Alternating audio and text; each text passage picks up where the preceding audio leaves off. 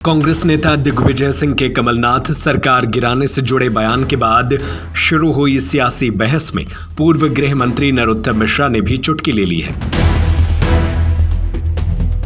अपने स्वयं का उद्योग शुरू करें। लक्ष्मी इंडस्ट्री के साथ सरकारी योजनाओं के अंतर्गत लोन एवं सब्सिडी, जहां पर लघु उद्योग की छोटे से लेकर बड़ी प्लांट एवं मशीन उपलब्ध है। उन्होंने दिग्विजय के बयान पर शायराना अंदाज में कहा, ऐ काफिले वालों, तुम इतना भी नहीं समझते थे, लूटा है तुम्हें रहजन ने रहबर के इशारे पर। उन्होंने तंज कसते हुए कहा कि कांग्रेस को बुजुर्गों ने ही सत्ता से वंचित कर दिया। नरोत्तम मिश्रा ने आरोप लगाया कि पर्दे के पीछे से दिग्विजय सिंह सरकार चला रहे थे। नरोत्तम मिश्रा ने कहा कि अब साफ हो गया है कि काफिला क्यों लुटा और असली दोषी कौन था। कांग्रेस को बुढ़ापे में मिली बच्चा रूपी सरकार को इनके नेताओं ने ही खत्म कर डाला।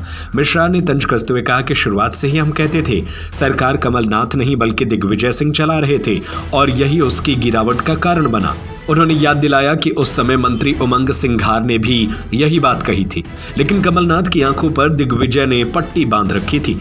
आज जाकर उन्हें सच की याद आई है। मिश्रा ने चुनौती दी, अगर आप सच की राह पर चल ही पड़े हैं तो यह भी बताइए कि 1.5 साल की सरकार में सुपर सीएम दिग्विजय सिंह ने आपसे कितने भ्रष्ट फैसले करवाए, वरना जनता यही मानेगी कि आप दोनों एक दूसरे पर ठीकरा फोड़कर गुमराह कर रहे हैं। असलियत यही है कि कांग्रेस की डूबती नाव को उसके ही कप्तान ने छेद कर डुबोया। एक काफिले वालों, तुम इतना भी नहीं समझते थे, लूटा है तुम्हें रहजन ने रहबर के इशारे पर।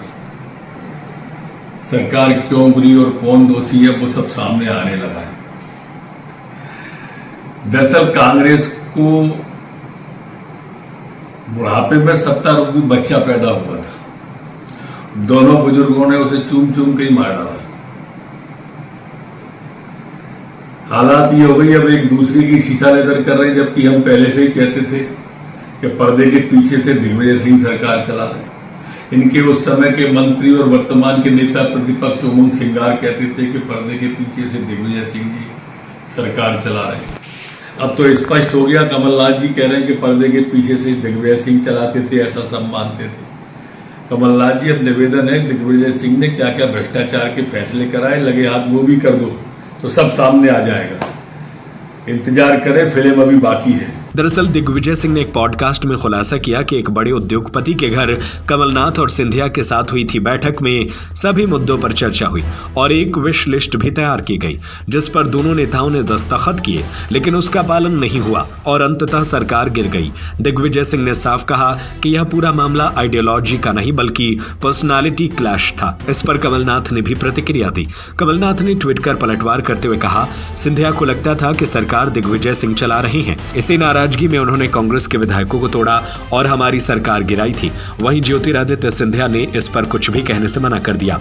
इस बयान के बाद मध्य प्रदेश की राजनीति गर्मा गई है और बीजेपी नेता कांग्रेस की खिंचाई करने से पीछे नहीं हट रहे हैं। स्वरोजगार अब आपके द्वार। अपने स्वयं का उद्योग शुरू करें। लक्ष्मी इंडस्ट्री के साथ सरकारी योजनाओं के अंतर्गत लोन एवं सब्सिडी, जहां पर लघु उद्योग की छोटे से लेकर बड़ी प्लांट एवं मशीन उपलब्ध है। पेपर डिस्पोजल उद्योग, मिल्क प्रोसेसिंग उद्योग, कुरकुरे चिप्स उद्योग, मसाला उद्योग, अगरबत्ती उद्योग, बेकरी उद्योग, कटीले तार उद्योग, नमकीन उद्योग, फ्लोर मिल, आटा चक्की, पापड़ उद्योग, कील उद्योग, पशु आहार उद्योग, तेल उद्योग, राइस मिल। हमारा पता है चमेली चौक स्कूल के पीछे, रविशंकर वार्ड, सागर। 9893212448, 9516239221, 7400849380, 8959991015।